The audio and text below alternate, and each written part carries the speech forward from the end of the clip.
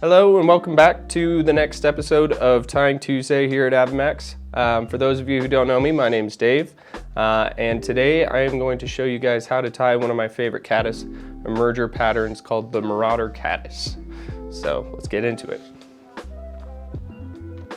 All right, pop this a little bit out.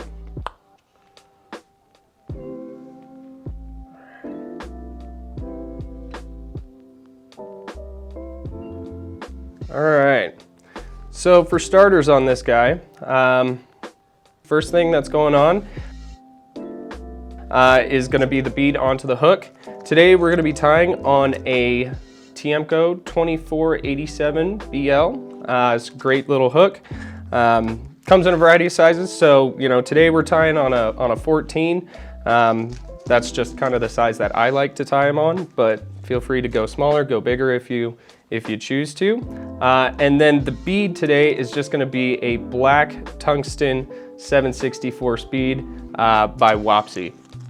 Great little bead. Again, they too come in all sorts of shapes, colors, sizes, the whole gambit. So if you like tying jig flies, you can buy slotted tungsten beads and tie the same pattern in a jig style. Personally, I just like tying it on a standard scud hook, so no need to get a slotted tungsten bead for this guy. But yeah, if you like black, like I do, feel free to use that. And in this day and age, there's so many different options in terms of bead color that, you can make it a little hothead one with either, an orange or a pink or a chartreuse bead, or you can keep that nice natural look, with the blacks, the copper, that whole world. So. And then lastly, before we get started, we're going to be tying on Semperfli 12-aught Nano silk. For those of you who have seen some of my other tying videos, definitely my favorite thread. I use it in all sizes. It comes in, up to like 6-aught, which is incredibly strong. You can tie the largest of flies. And it also comes down all the way down to like 20 denier. It's like, I think it's 24-aught thread.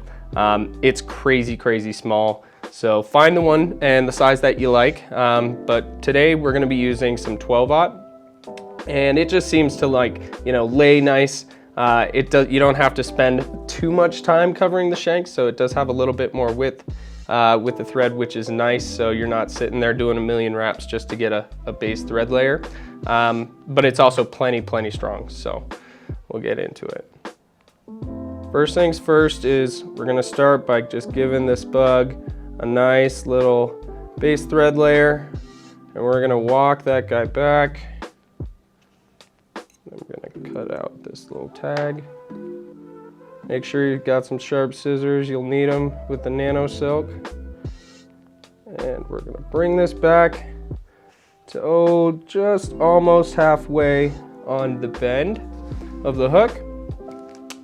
And this brings us to our first material. So this is kind of a cool pattern.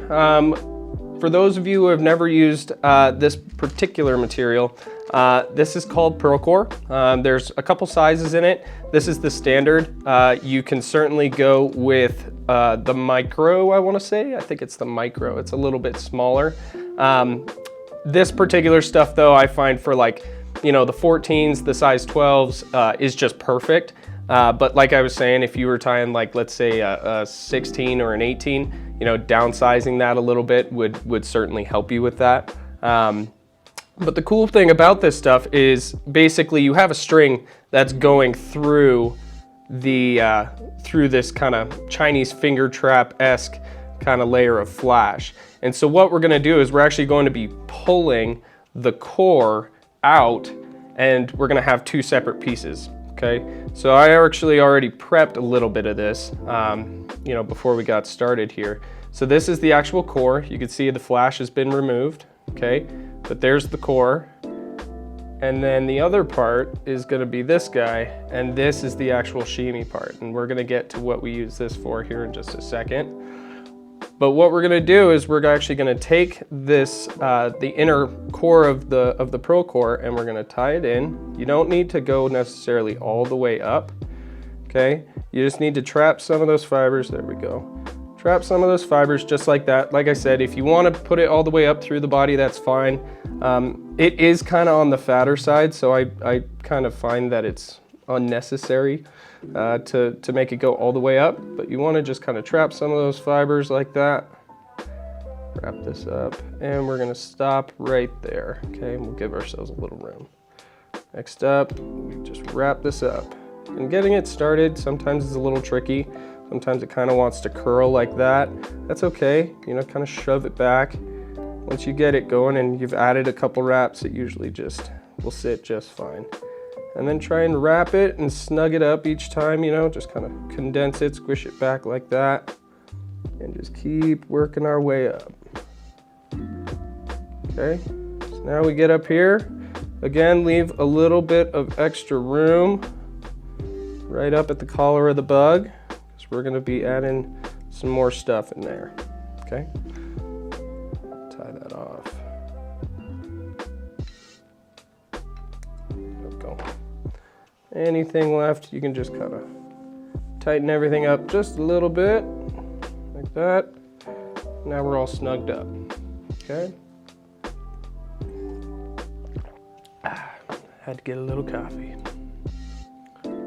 Okay, so the next step is we're actually going to tie in that outer layer of the pearl core, and I'm going to be using it basically as kind of this little attractor-esque wing case kind of coming out of the back of the bug. And it's really easy. All you do is just plop it right on top. Give yourself a little bit of extra room. The reason being, you can always trim it back. You can't obviously add length once it's already been in there, so it's always easier to just give yourself the option to have that little extra length in there and then trim it to your desired size.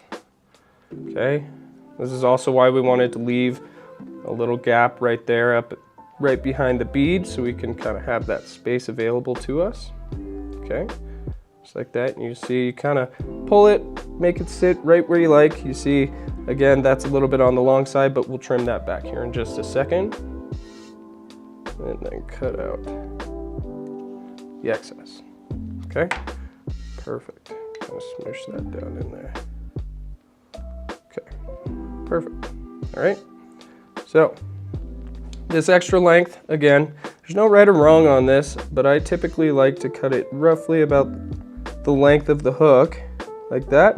So you got this nice little wing buds and this nice little sheamy case that's just kind of sticking out right out of the back of the bug. Okay, snug everything up.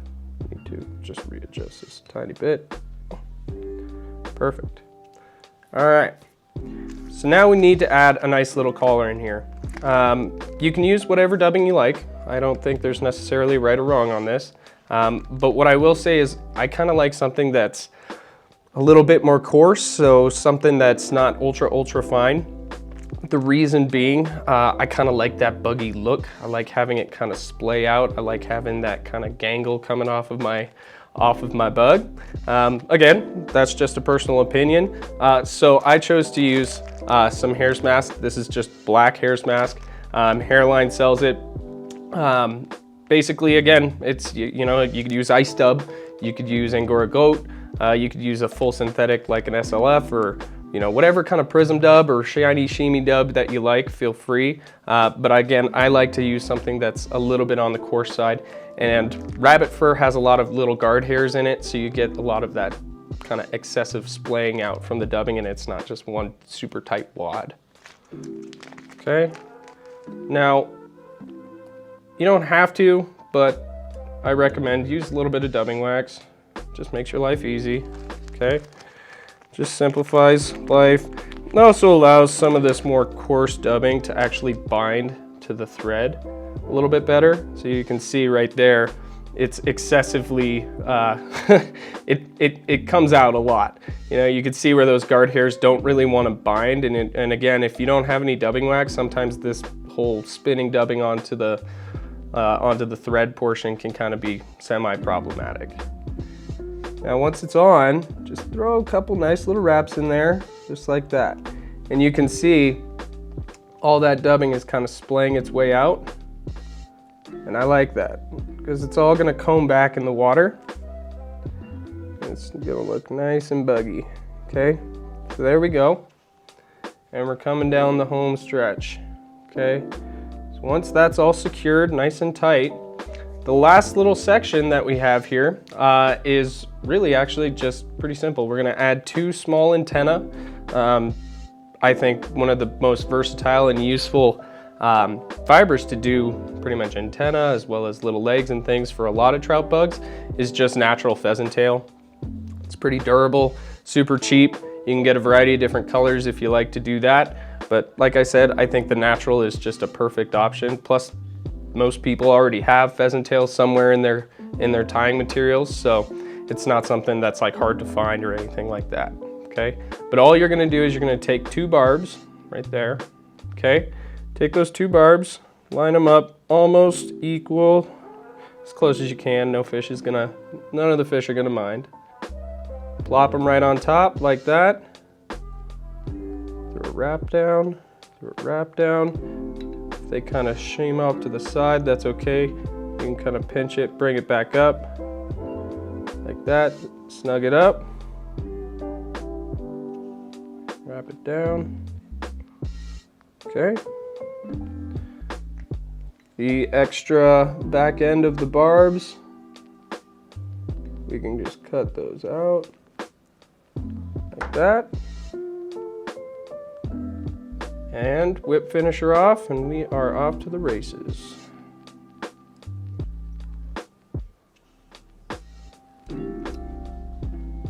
Okay, just like that.